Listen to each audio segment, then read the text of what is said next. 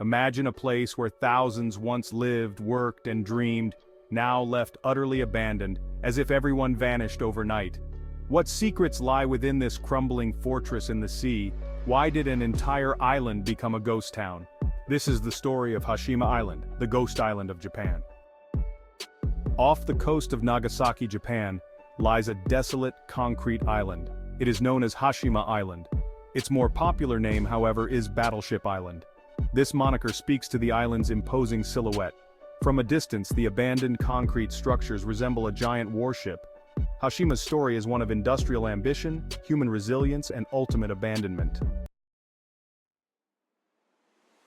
The story of Hashima Island is deeply intertwined with the discovery of coal in 1810. This discovery was a pivotal moment in Japan's Industrial Revolution. Mitsubishi, the industrial giant, purchased the island in 1890. They saw its potential as a coal mining powerhouse. What followed was a period of rapid development, transforming the once barren rock into a hive of industrial activity. Mitsubishi's engineers embarked on an ambitious project to construct seawalls and reclaim land from the sea.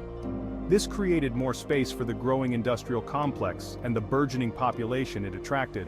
As Japan entered the 20th century, Hashima Island became a symbol of the nation's growing industrial might. At its peak, Hashima Island was home to over 5,000 people. It was a densely populated, self-contained community. Miners and their families lived in towering concrete apartment blocks. These were some of the first of their kind in Japan. Life on Hashima was often described as cramped and communal. Resources were shared, and privacy was a luxury few could afford. Despite the challenging conditions, a strong sense of community thrived on the island. Residents created a vibrant social life within the confines of their concrete world. They had schools, a hospital, a cinema, and even a rooftop garden. They built a community in the face of adversity. The outbreak of World War II cast a dark shadow over Hashima Island. Japan's war effort demanded increased coal production.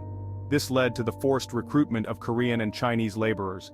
They were brought to the island under duress to work in the mines. Life for these forced laborers was brutal. They endured inhumane conditions and faced constant danger in the depths of the mine. The stories of hardship and suffering during this period are a stark reminder of the human cost of conflict.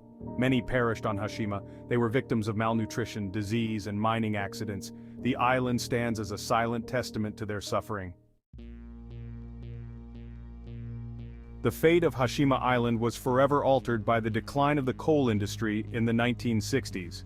As Japan shifted towards petroleum as its primary energy source, the demand for coal plummeted. Mitsubishi announced the closure of the Hashima mine in 1974. The island's residents were forced to relocate, leaving behind their homes and a way of life that had endured for generations. Within a few short months, the once bustling island was deserted. The concrete structures were left to the mercy of the elements. The relentless sea winds, salt spray, and typhoons began to take their toll. Buildings crumbled, vegetation crept in, and Hashima Island was transformed into the ghostly, abandoned place we know today. For decades, Hashima Island remained off-limits. It was a forbidden, decaying relic of Japan's industrial past.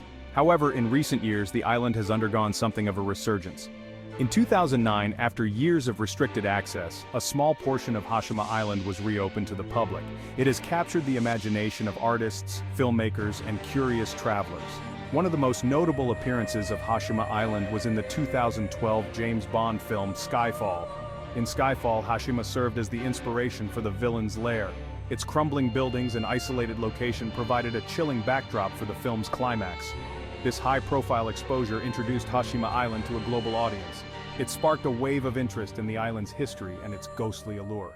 The growing popularity of Hashima Island as a tourist destination has sparked debate about the ethics of visiting such a historically sensitive location.